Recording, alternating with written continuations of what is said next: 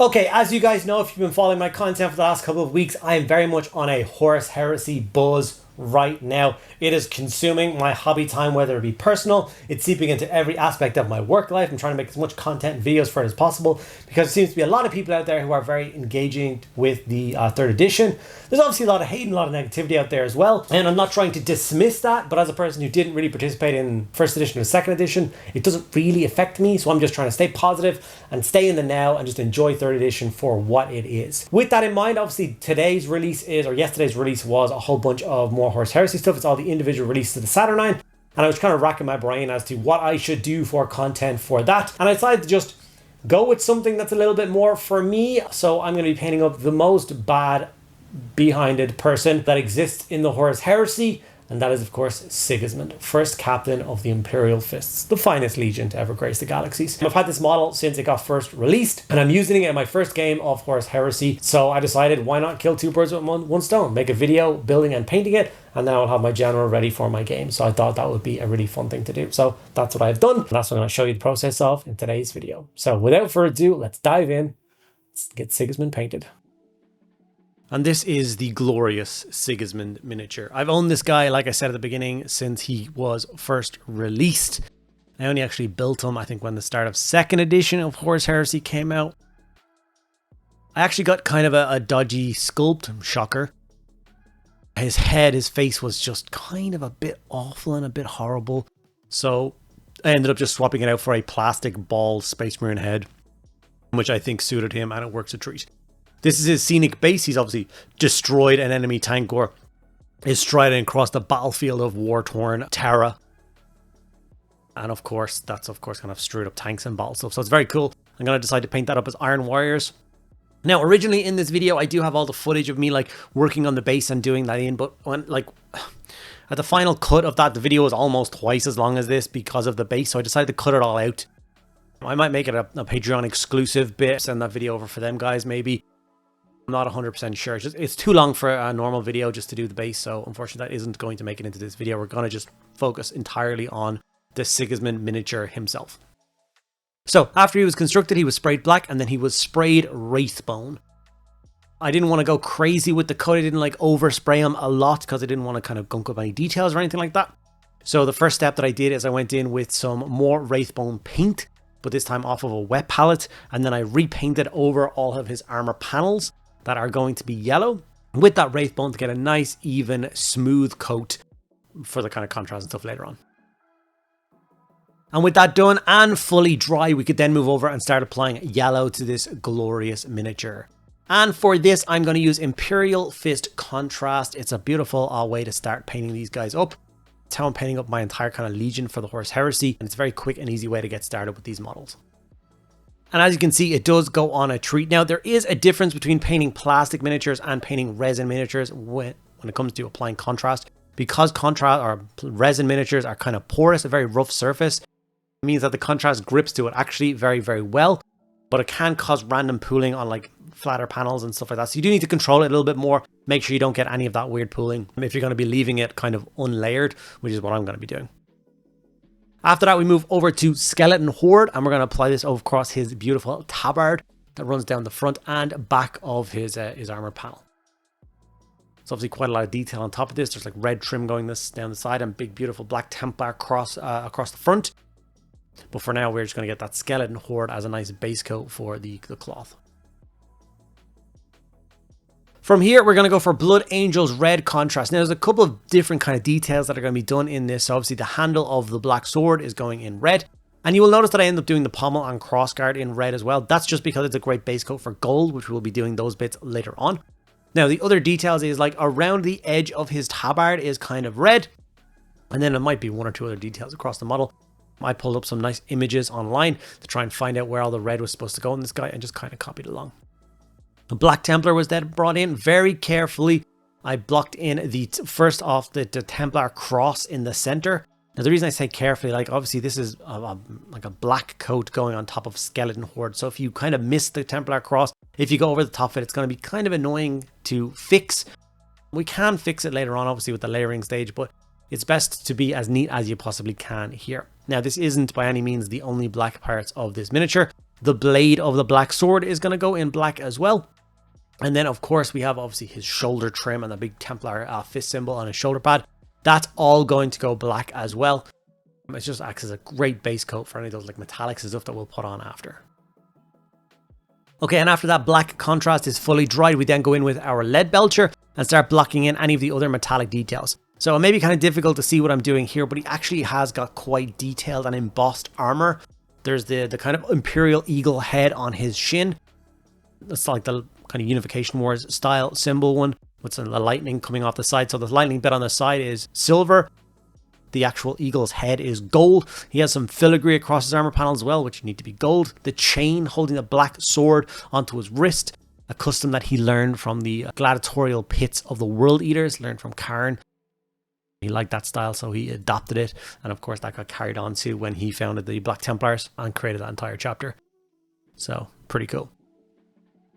Retributor armor gold was then brought in for the gold trims. Like I said, the crossguard and pommel of that sword, the kind of filigree or the wording that goes down the edge of that blade is going to go in gold as well.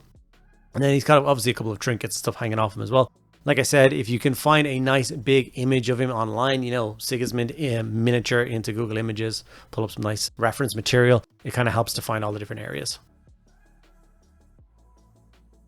From here, Guilliman flesh was used to block in his bald face. I'm going to say that because I am bald. So, yeah. This guy has a little bit of armored, like, helmet coming up over his crown and over his ear, which kind of helps with kind of tying that yellowness into it, and it works a treat for it. Obviously, he's supposed to have a laurel going around the side of his head, so maybe I could have found a more suitable bald head, or maybe if you get this guy, your sculpt will be a little bit better than mine. But I didn't like the one that I got. After that, it's time to apply the magic that is the Marine Juice, which is Army Painter Dark Tone Contrast, Lamian Medium and Agrax Earthshade mixed kind of equal parts, but a little bit more Lamian Medium. And that gives you this really nice armor shade. And we apply this across the entire miniature, head to toe, will get based in this Marine Juice. When that is fully dry, we have a model that's looking fairly good at this point. We're now going to add just a couple of layers or some edge highlighting to the model to make it pop. Edge highlighting is where we're going to begin. And we're going to go for Wraithbone. And we're going to very carefully edge highlight all of his awesome yellow armor. Now, I know edge highlighting can be a very tedious step. It's not something a lot of people enjoy. But it's worth it with this particular scheme. And obviously, you don't have to do it like crazy amounts on normal infantry. But with Sigismund, you obviously want to put in a little bit of effort. Him being the first captain of the Imperial Fist, second in command to only Dorn. So he is worth putting that little bit of extra effort into. So all the rivets, all the sharp edges across his armor, we're going to very carefully go in and paint that in with Wraithbone. Like I said, it's not something that I would normally do across armies. I understand that edge highlighting takes quite a long time. So like I said, when we go back to normal infantry models, you're doing a lot less of the kind of edges of the armor, just the more focused bits. I still have to do a video on Mark II armor, so if you guys are keen to see that and show you the kind of amount of edge highlighting I do on that, please do let me know in the comments below. While you're down there as well, can you please make sure that you give this video a like if you are enjoying it, and of course make sure you're subscribed. Doing those three things costs you absolutely nothing, makes a huge difference as to how many people see these videos and how quickly the channel grows. If you really enjoy my content, you want to see my content taken to kind of crazier and greater heights, then the best way to do that is to join the Patreon or become a channel member over here on YouTube. You get an extra, kind of a bunch of extra benefits for that, i.e. a premium Discord server where you can hang out with me on a daily basis and talk about your hobby. There's like 400 or 500 people on that now, and all of them kind of talk all day about their hobby. They share ideas, and there's a bunch of events we hold over there, like painting competitions and stuff like that, monthly showcases. It's a really cool place to be. And then you also get an extra video every single week just for you guys. So those are two pretty awesome things.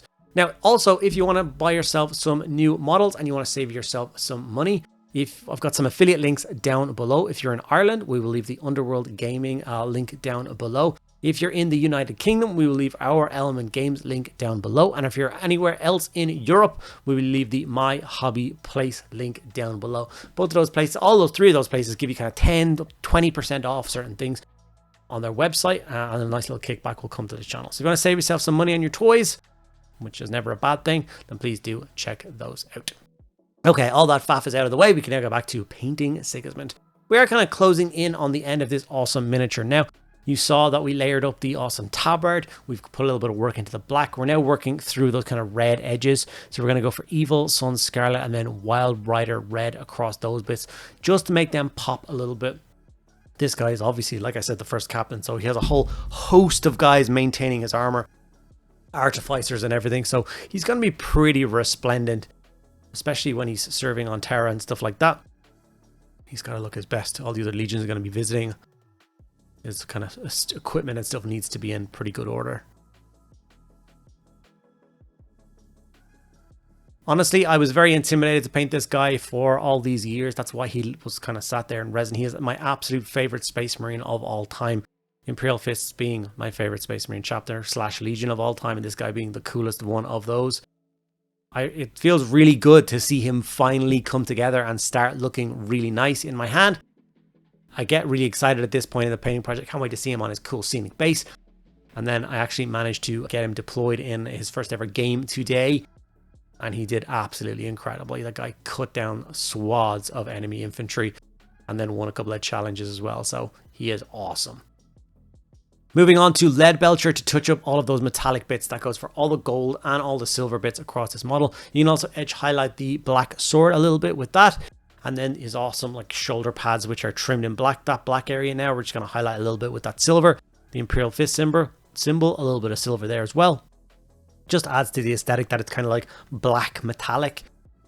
Maybe a little bit chipped, a little bit worn, depending on how late into the siege this particular model is based.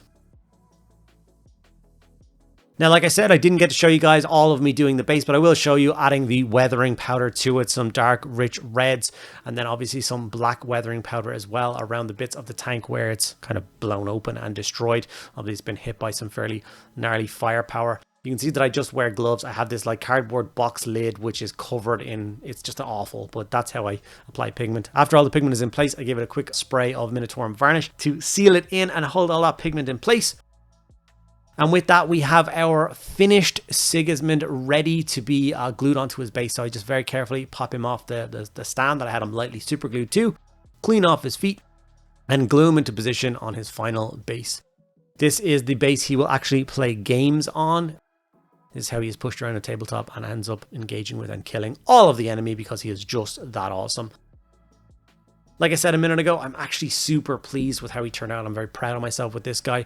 So I think he does definitely deserve a like and a follow and all that jazz. So please do think about that. Okay, just like all of my models as of late, I'm trying to get on top of storing my miniatures better. So I've turned to Warmag to help me with that. These guys are like kind of premium case storage. I love them to bits. I used them myself well before they became a sponsor of the channel. So it is nice to have them working with me. So I just clean off the bottom of the base, add my magnets to that. And then I decided it would be kind of cool to add a magnet to underneath Sigismund as well. And the magnetic sheet from the base feeds through to Sigismund, so actually holds him into a scenic base. And then both of them can then get stored in a Warmag case, keeping them dust-free, scratch-free, broken-free on my shelf while I move on and work on more miniatures. So this is the final result. Like I said, I'm actually really proud of myself with this one. I know the channel is called Mediocre Hobbies, but I think I pushed it a little bit further than mediocre on this guy. Please let me know what you think in the comments below. And please let me know if there's any other Heresy characters you were very, very keen to see painted on the channel. Maybe I can get my hands on them and get them painted up if they're not already somewhere in my backlog needing a coat of paint. Thank you guys so much for sticking around to the end of this slightly lengthier video. I'll see you in the next one.